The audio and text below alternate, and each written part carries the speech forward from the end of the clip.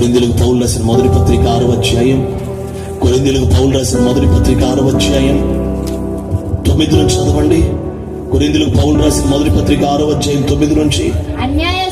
అన్యాయస్తులు దేవుని రాజ్యమునకు వారసులు కానేరని మీకు తెలియదా?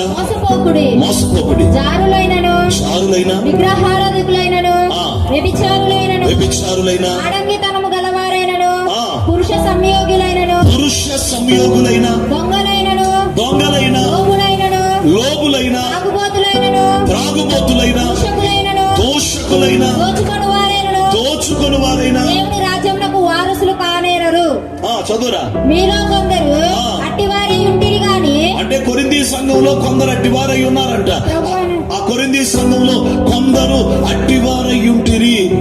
ఎట్టివారై ఉన్నారు? దొంగలుగా లోబులుగా ఉన్నారంట. చదువు నాన్న. మీలో కొందరు అట్టివారై ఉంటిరి గాని ప్రభువైన యేసుక్రీస్తు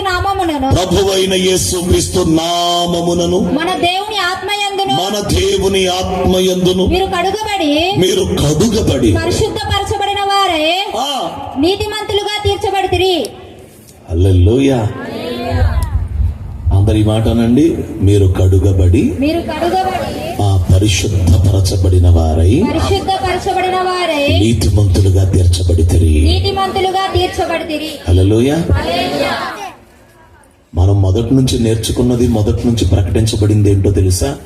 అమ్మా, ప్రభునందు మీరు విశ్వాసం ఉంచుతున్నారా అంటే అవునయ్యా, అయితే మీరు నీతిమంతులు. విశ్వాసంతో నీతిమంతులు అంటున్నాం. అటులేమో